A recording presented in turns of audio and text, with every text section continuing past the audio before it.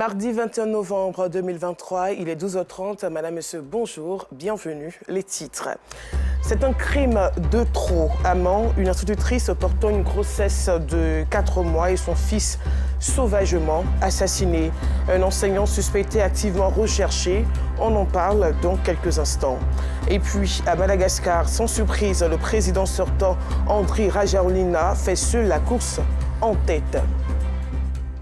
Voilà, c'est tout pour les titres. Encore une enseignante tuée de la manière la plus lamentable. Dame Keke Loyo Christelle, enseignante de la classe de CP1 et son fils de 4 ans ont été retrouvés ce lundi matin, baignant dans une mare de sang, chacun la gorge tranchée. C'est la consternation dans le paisible village, nous dit notre reporter Gervais Kwasi, qui s'est rendu. C'est dans ce domicile que les deux victimes ont été retrouvées baignant dans une mare de sang. On était au drapeau. Or, la maîtresse n'est pas dans ses habitudes. À 7h30, elle est à l'école. Moi, je viens à 7h et tous viennent me trouver. Depuis 7h30 jusqu'à 7h50, je ne la voyais pas. Et quand on a commencé le drapeau, au moment où on a fini de monter, j'ai envoyé un pour venir voir pourquoi la maîtresse n'est pas là. Peut-être qu'elle a un problème. Il est venu, il m'a dit qu'il est venu, il est arrivé. Il a vu que les ustensiles sont sur la terrasse en désordre. Mais elle, la porte est fermée, elle n'est pas là. Donc quand on a mis les enfants en classe, il a envoyé 3 autres encore pour venir constater ce qui se passe. Demander aux alentours. Ils sont venus, ils ont duré. Donc moi, je suis revenu chez elle. On est venu, on a constaté qu'effectivement, il y a du désordre sur la terrasse. Et quand on regarde par la fenêtre, on voit un sac à main. Mais comme les femmes ont beaucoup de sacs à main, peut-être qu'elle a pris ça, elle n'a pas voulu prendre ça, elle a laissé là, elle a pris l'autre pour sortir. Donc il a dit, bon, dans ce cas-là, on ne peut pas faire autrement. On va demander aux alentours. On demande aux alentours, il dit que c'est depuis samedi, ils l'ont vu, mais on ne sait pas où elle se trouve. Il dit, bon, ce n'est pas suffisant. Allez-y ici au bord, il y a nos jeunes filles du village là qui vendent, ils connaissent les maîtres. Si hier, elle est partie quelque part, ils vont nous signaler. C'est là, il a envoyé, les gens sont partis. Dans ce cas, moi aussi, je suis parti à l'école, puisque les enfants sont seuls là-bas.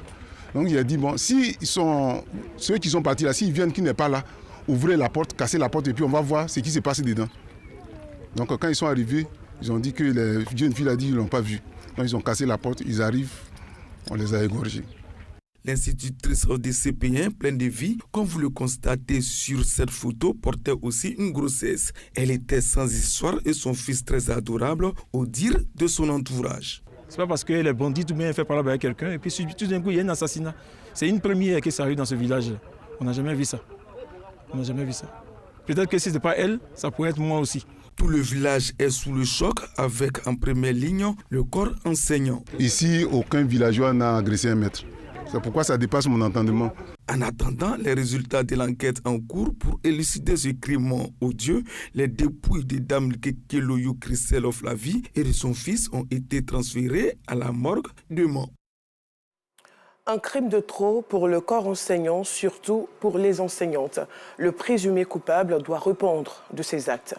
La Côte d'Ivoire, bon élève dans l'exécution du projet Homme 1 de l'organisation non gouvernementale italienne, la fondation AFSI qui vise l'amélioration des structures éducatives de prise en charge de la petite enfance. Le démarrage de cette seconde phase de ce projet a eu lieu récemment à Abidjan.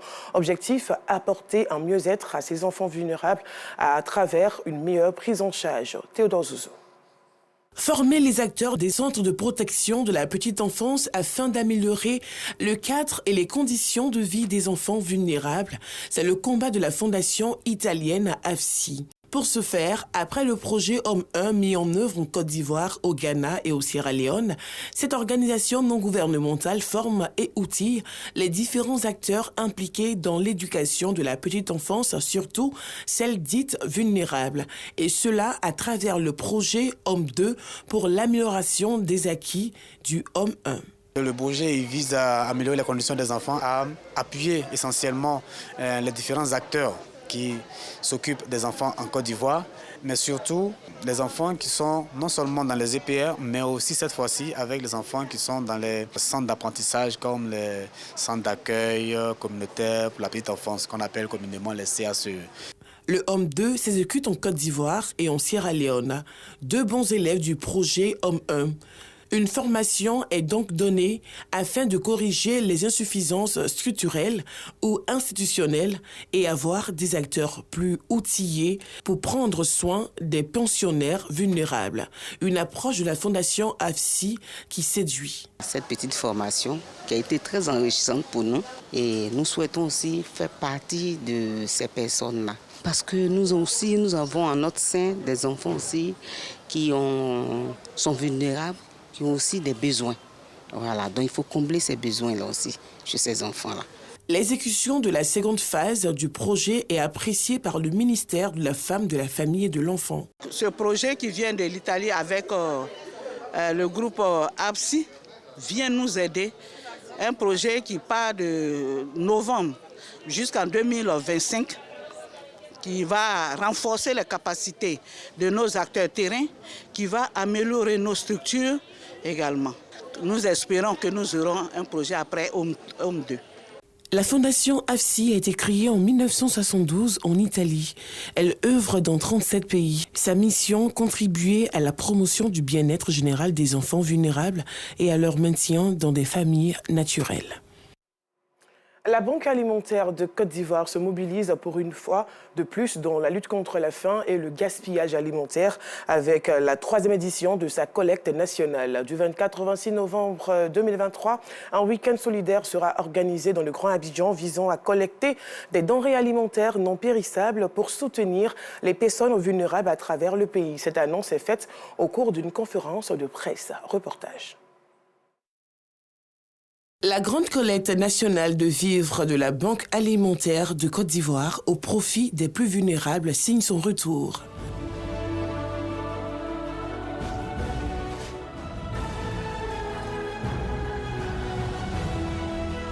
Ce rendez-vous solidaire qui vise à recueillir des denrées alimentaires au profit des personnes en situation de vulnérabilité a été annoncé lors d'une conférence de presse. On aimerait bien aider les gens d'avoir la nourriture équilibrée, de se nourrir d'une façon qui leur permet de bien vivre. Donc on cherche la nourriture qui est saine, qui donne l'énergie, et surtout la nourriture qui n'est pas périssable. Donc on fait un appel pour les haricots secs, pour les pâtes, pour la farine, du riz, l'huile, aussi des fruits et légumes qui peuvent tenir un peu. La Banque alimentaire de Côte d'Ivoire invite les populations à faire preuve de solidarité par des dons, principalement des vivres, à travers un réseau partenaire de grande distribution, à savoir des espaces commerciaux et les grandes surfaces à Abidjan ainsi qu'à l'intérieur du pays. Nous recevons un peu de tout. Même ce jour-là, si vous voulez apporter des vêtements, ça serait le bienvenu. Nous prenons tout. Nous avons besoin de tout parce que les plus défavorisés ont également besoin de tout. Cette grande collecte nationale va démarrer le vendredi 24 novembre pour s'achever le dimanche 26 novembre 2023 sur toute l'étendue du territoire. Créée en 2019, la Banque alimentaire a collecté plus de 300 tonnes de denrées alimentaires, nourri plus de 100 000 personnes à travers un réseau de 60 associations et centres d'accueil partenaires. Le sommet Arabie Saoudite-Afrique s'est tenu à Riyad, capitale de l'Arabie Saoudite, du 10 au 11 novembre dernier. À ce sommet étaient présents de nombreux organes de presse et de médias des pays de l'Arabie Saoudite et d'Afrique. La télévision nationale de Côte d'Ivoire, la RTI, y était également conviée. Dans quelles conditions ont travaillé ces médias et organes de presse? La réponse dans cet élément que nous propose Connu par Gassoro de Madongui, notre envoyé spécial à Riyad. Riyad, Arabie Saoudite, Média Oasis. C'est dans ce grand centre de communication qu'étaient installés tous les médias venus prendre part au sommet Arabie Saoudite-Afrique. Presse écrite, presse en ligne, radio, chaînes de télévision des pays arabes et des pays africains. Tous étaient là pour immortaliser ce sommet et rendre compte de l'événement. Certaines chaînes de télévision de l'Arabie Saoudite réalisaient des émissions en direct depuis ce grand centre des médias quand d'autres procédaient à des enregistrements. Pour certains professionnels de la communication de l'Afrique, ce sommet vient à point nommé. Dans le domaine de la culture, dans le domaine des sports, dans le domaine de l'artisanat, l'Arabie saoudite a voulu montrer qu'elle demeurait toujours aux côtés de l'Afrique pour son épanouissement. Ce sommet est très important pour l'Arabie saoudite et les pays d'Afrique. Les dirigeants de ces pays devraient consolider ces relations de coopération et d'amitié pour le développement socio-économique des pays concernés et pour le bonheur des populations. Pour quelques photographes et caméramans des médias africains, la tâche n'était pas du tout aisée. En tant que caméraman, c'est un peu difficile, vu qu'on n'a pas mis à notre disposition les images adéquates pour envoyer au pays. Nous sommes obligés de filmer sur les écrans géants pour envoyer. Et cela fait qu'en tout cas, ça ne donne pas des très bonnes qualités d'image. C'est vrai, il y a les moyens, mais l'organisation laisse un peu à désirer. Parce que nous sommes venus couvrir une conférence comme celle-ci. On nous demande de prendre les images sur un écran avec les images que la télévision locale nous envoie. Parmi les médias africains présents à ce sommet, la chaîne nationale de Côte d'Ivoire, la radio-télévision ivoirienne RTI et le quotidien d'État Fraternité Matin.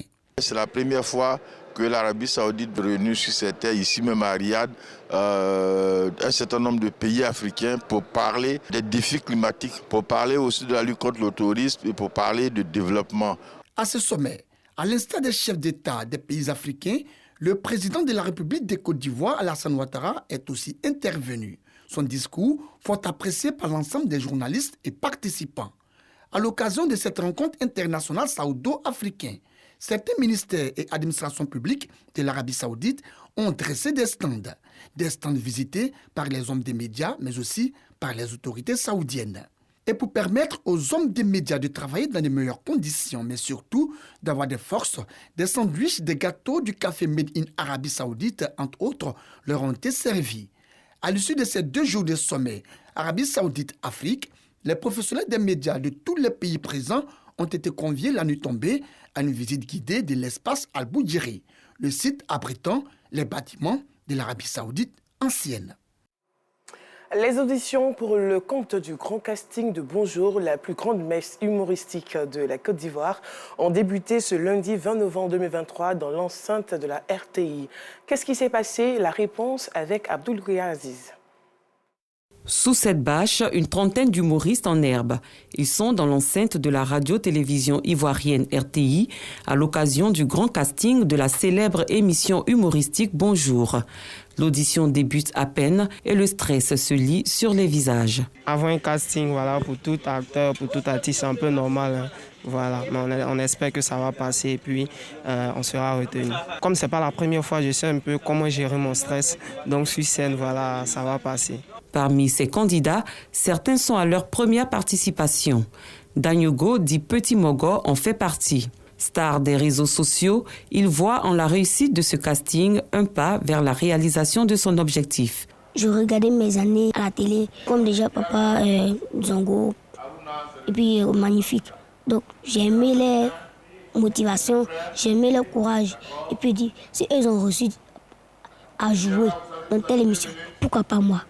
Donc c'est ça, je me suis lancée dans l'art. Entre les aspirants à Bonjour et leurs rêves se trouvent des membres du jury expérimentés, munis de critères de sélection bien définis. On a besoin que les jeunes nous proposent de nouvelles choses.